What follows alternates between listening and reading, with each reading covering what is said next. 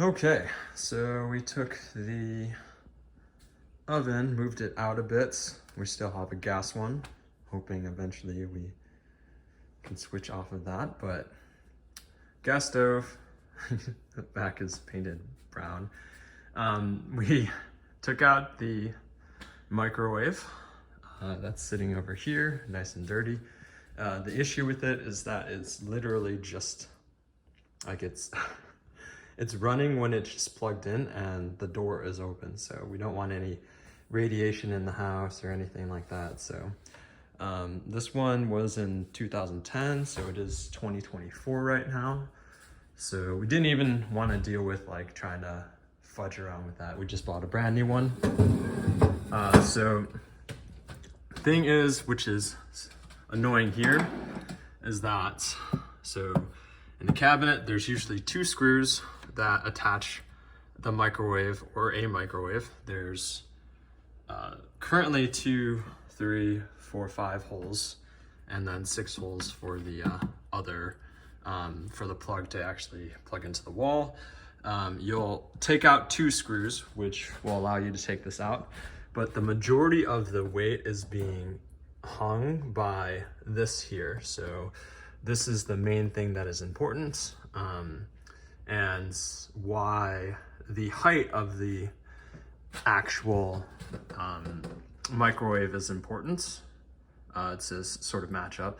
This is kind of a standard 30-inch. It's a little bit under 30 inches, but 30-inch width. But the height is different. So if the anchors are at a specific location, you want to probably measure the height aspect of it, and just to look in the back here to make sure if you have a microwave that mounts up to something similar, if it's not like super old, then it's likely you can just leave this in here and find a microwave that fits this, and then you want to measure based on the height. The one that we bought is actually a little bit taller, so I'm curious to see if this will actually fit or not, which we might actually end up having to return that one to find here.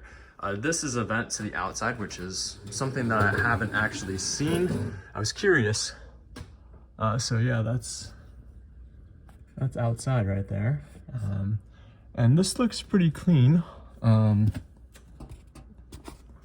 Yep, that's insulation down there. So I think one of the things to note here is that recirculating, which some of these are set up to do, is not as good as venting things out. We have one that can either be retrofitted to vent out, but this one is facing this way, going into the wall here and not up and out. So you have to change the fans to actually vent this way so that it has a vent like this that opens and closes.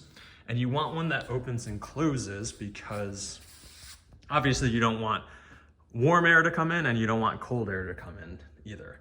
So since this is here, we will modify the existing microwave to vent this way and shoot the air out. Otherwise it would just be recirculating, and recirculating is not as good for the air quality in your house. So yeah, just the first thing to note here when removing, like I mentioned, the majority of the weight is here on these anchors. So once you unscrew these at the top here, it's actually like these microwaves are pretty heavy. So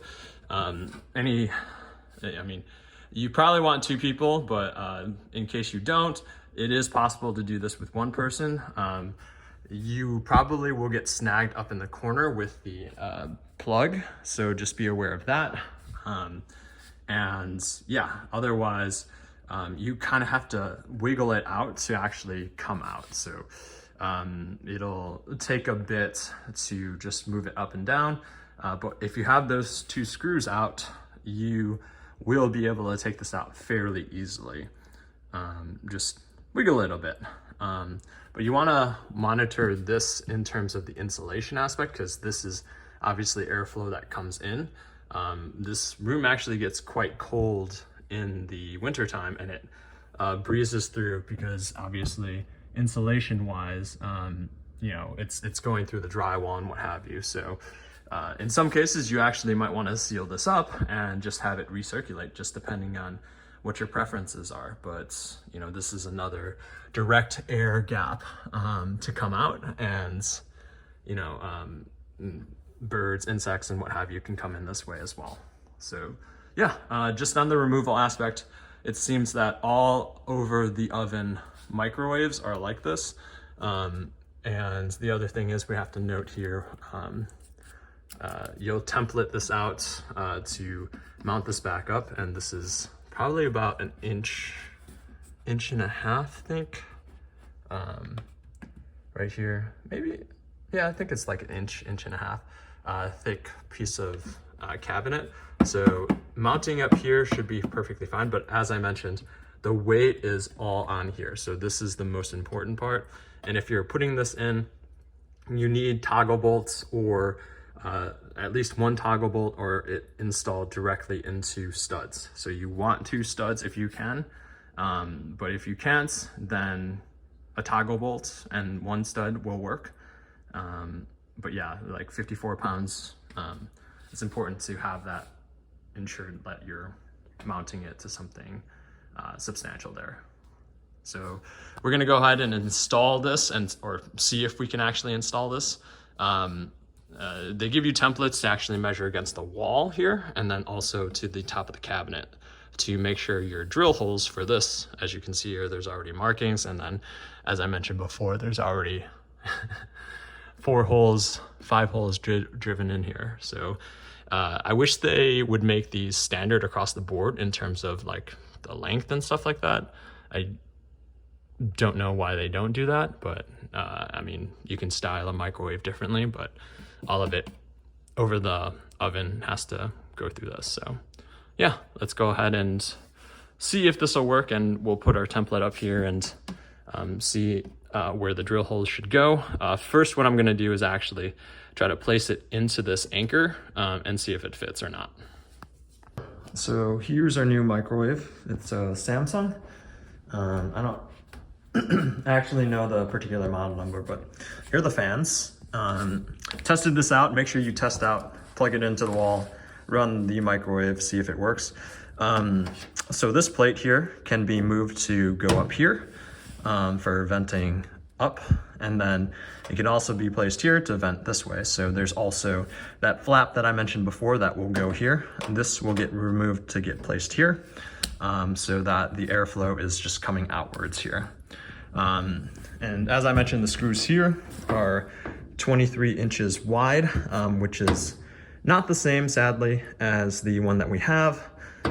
So we'll hopefully we don't have to make 2 holes, but also note back here, the spots where this is gonna get mounted. And yeah, need to make sure that these line up. So you actually have to take this out, and we need to see if the mounts will go with the ones that are currently in the walls now. Okay, so this was the bracket, and it looks like, and this is from the back of the microwave. I just took out the 2 screws that go into this. Interestingly enough, they just bolt into 2 screws, and they're quite small. So my assumption is that they were never meant to like hold this up, in that like it's just meant to be taken off and placed on the wall and then mounted that way. So this one's pretty good in that it not only mounts vertically, but it also mounts horizontally. So we have some more bolts into the wall here. So so technically this should work. We just need to make sure that it can work to place this on here. So before we drill any holes in here, and I'll get the template to place on here so that we can measure the holes for the top here, which sadly do not, again, I mentioned, it's probably gonna be like here and here kind of, but I wanna make sure that this can actually get on here, and it fits widthwise, because that's That's the main part that we need to make sure of. And then I'll worry about taking this off and what have you afterwards. But yeah, let's get doing that. First bit of issue is that it looks like for these ones, this one, and it is marked on the, it is marked on the microwave that it cannot be, it is meant for recirculation, so it can actually be set up to vent out. It does look like it can vent up, but to vent out, it does not look like it has the capability to do that, because it did come with this vent here that'll open up when the vents start to blow. So technically it has that capability, just not to vent horizontally instead of vertically. So we have a decision to make whether to just outright return this and deal with that process, or we can go ahead and just install a recirculating vent, close this up, put some drywall here, patch it up, and then patch up that hole that goes outside too. So those are essentially our options, is to return this, get one that's at the store, and then return this one here. So I think I'll have to do some research and see if we can return this one and what options we have for ones that will vent out. But I think the right move is, since this vents out, to not complicate things and, you know, patch this up. We'll keep the air quality in here good. The other question would be like to add in some insulation here to help out with some of the seams here, because I think there's some issues with it going into the gaps instead of just venting directly out. So that was tough. The first thing that you need to do is get it on these hooks. We got a new microwave. It took forever because Best Buy sucks. The issue is that if you look at a certain angle, you can see the scratches on the actual microwave. So this was an open box, I understand that, but like in good I wouldn't say this is in good condition. I would say if you have visual scratches, you should put it in not okay, because there's like visible scratches across this entire thing here. Strangely enough, this fits pretty closely. I need to tighten these up, but I should have actually plugged this in to make sure that this thing actually freaking works, because knowing the amount of people that drop this shit, it does work. So there's that. Let me turn on the fans actually. There we go. Why? What is this? All right, need to make sure outside that the actual fan is blowing out. So it looks like that's working. Now it's just my partner, if she's okay with the little scratches on it or not. That's really the question. All right, seems to work fine. And when we open it, it doesn't turn on. So there we have it. Let's tighten these up, put this back in, clean this off a bit. You can't really see it at certain angles, so I'm curious if there's gonna be a notice of that, but let's make sure these lights work too. So this is relatively easy. I would say if you have a microwave in your house currently, try to buy something similar to it, because at least the holes, like these lined up because this is the same style. And because this is like the same like pull handle microwave style, it matches up with what we previously had. Yeah, let me tighten this up and see how we end up here. But I didn't drill another hole for this because I'm not going to drill a hole if I don't need to, but we'll tighten this up and see how it ends up looking. All right, so we tightened everything up. There is a filter in here that I was a little bit confused on. So you have to take these 3 screws out. Ooh, open the door. And then once that's open, you can kind of fiddle with this and it'll work its way out. But, oh, that's not in. Okay, well, I need to remove this and then put it back in. You can see right here, it's a little bit out of place. It needs to slide in here and then click in. But there is a charcoal filter that goes in there. And then the other 2 items are filters here, the grease filters. So yeah, just need to place those in there pretty easily. So I guess I'll just show you that real quick. This is pretty straightforward here. So just slide this in here and then slide this in here on this side. It can just be a little bit even, but it doesn't have to be super complicated. I just want to make sure that it's dispersed evenly and you have access to take these out too. So the hooks want to be on the outside. So there we have it. That's really all. You want to clean these grease things out every now and then. Probably like every couple of months, but I'm sure nobody actually does that. But let's go ahead and click this back in because this worked its way out. But that's all. Pretty straightforward. That's don't mind that I need to put this back in and it won't do that. But yeah, we'll see what my partner thinks and then we'll call it a day. But let me know if you have any questions. I think this is pretty straightforward, and again, it's kind of difficult to do it with one person, so just do it with 2 people. It's just easier. I know for some people like myself, I like to just do things myself. But yeah, it's easier to do with 2 people. But let me know in the comments what you think, and we'll catch you in the next one. Thank you for watching. Just one more thing to mention. So with the filters, or the filter, there's only one filter. Well, you can say there's 3 filters. So there's a charcoal filter, and it says like here, install, isn't very specific.